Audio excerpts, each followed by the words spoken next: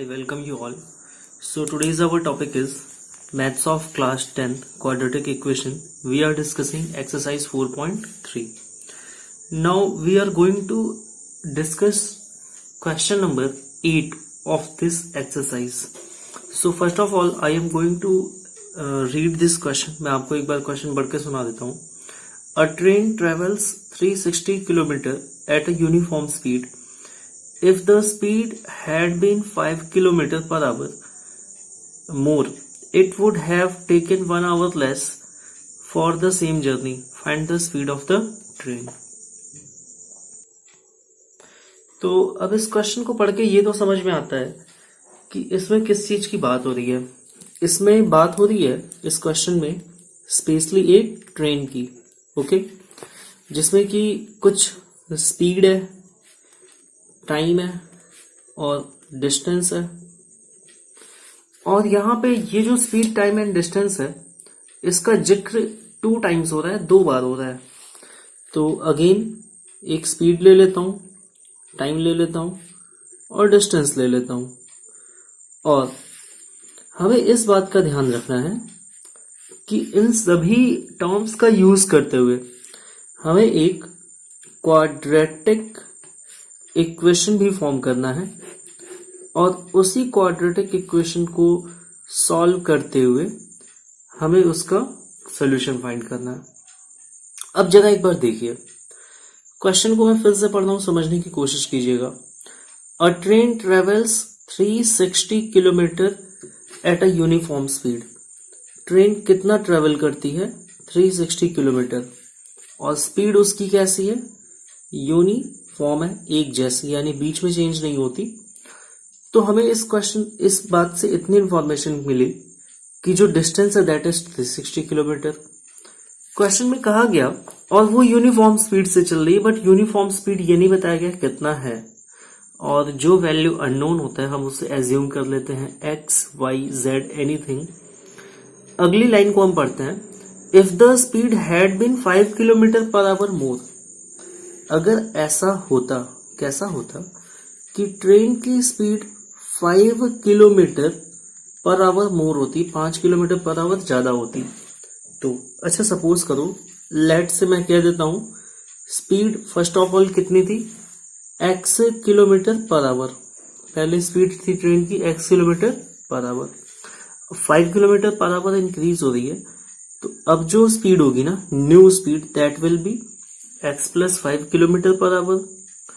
और इस तरीके से क्या हो गया कि जब ट्रेन की स्पीड 5 किलोमीटर पर आवर बढ़ गई होती, अगर ऐसा हुआ होता, it would have taken 1 our less for the journey, same journey.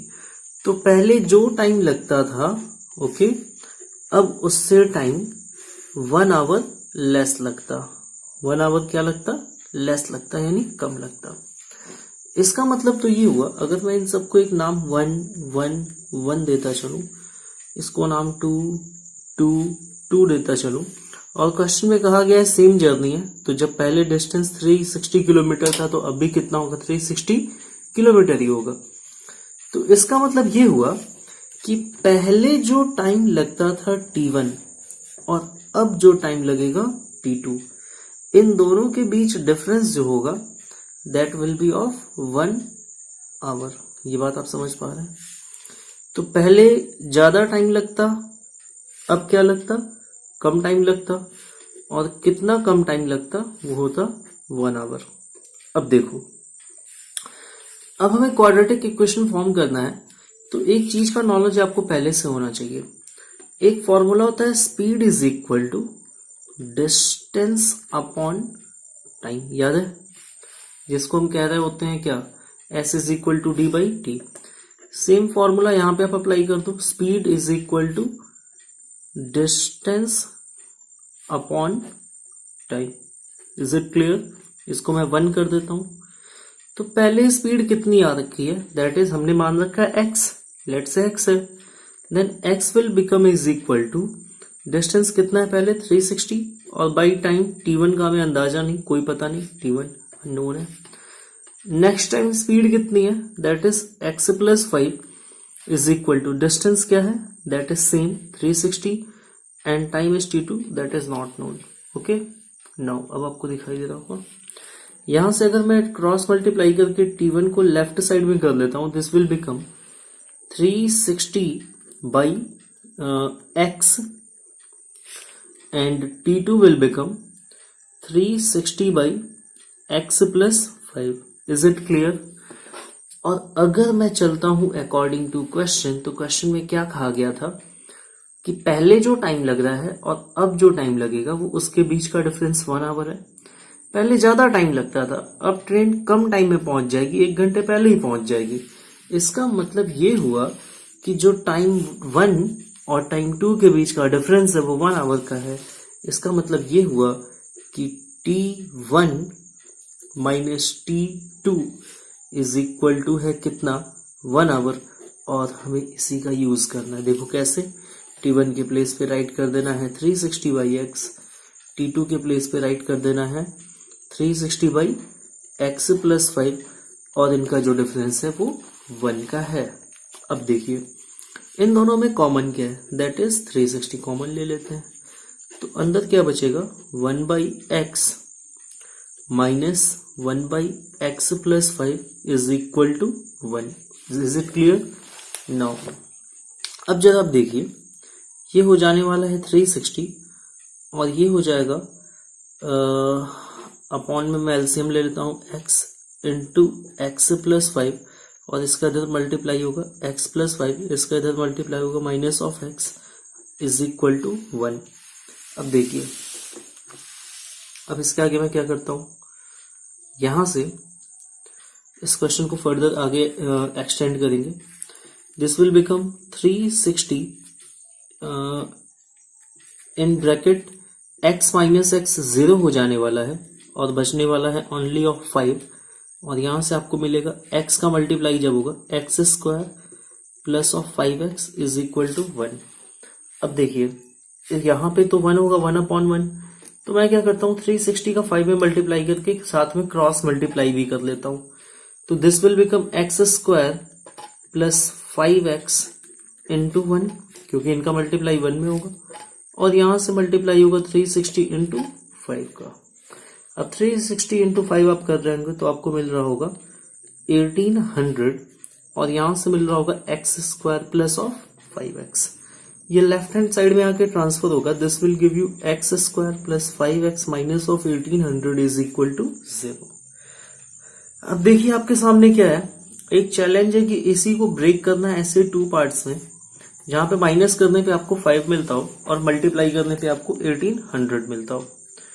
तो आप इसका जब फैक्टराइज करने जाओगे, जैसे कि आपको पता है ये एक मेथड होता है 1800, तो इसमें आपको पता चलेगा कि जो 2 नंबर्स हैं दैट आर 45 इंटू 40, 45 का 40 में मल्टीप्लाई कर देने से सीधे आपको मिल रहा होगा 1800, और इन्हीं को माइनस करने से आपको मिल रहा होगा 5। अब जरा आप देखिए, अगर मैं एक काम करता हूं कि इसको लिख लेता हूं x square plus of 5x minus of x square plus of 45 minus of 40 into x minus of 1800 is equal to 0, तो यहां से आपको मिल रहा होगा x square plus of 45x minus of 40x minus of 1800 is equal to 0, और यहां से आपको मिल रहा होगा x कॉमन, तो बचने वाला है x plus 45 okay minus of 40, तो यहां से बचने वाला है x plus 45 is equal to 0। और जब आपको यहां से कॉमन मिल रहा होगा x plus 45 in one bracket and in another bracket x minus 40 is equal to 0, तो यहां से आपको 2 नंबर्स मिलने वाले हैं, x is equal to minus of 45 and x is equal to 40। Okay, now अब आप देखो, आप स्पीड तो नेगेटिव होगा नहीं, तो इसीलिए taking x is equal to 40। Now अब हमारे क्वेश्चन का आंसर देखिए, पहले हम लोगों ने क्या ले रखा था, यहाँ पे पहले हम लोगों ने ले रखा है speed 1 is equal to x, then ऐसा होता है कि जो train speed number second time जो स्पीड है that is 5 kilometre more, so यहाँ पे आपको आंसर मिलने वाला है speed of train is equal to x kilometre per hour is equal to 40 kilometre per hour. I hope कि आपको ये बातें समझ में आ रही होंगी। इसको एंड करते हैं और नेक्स्ट क्वेश्चन को देखते हैं।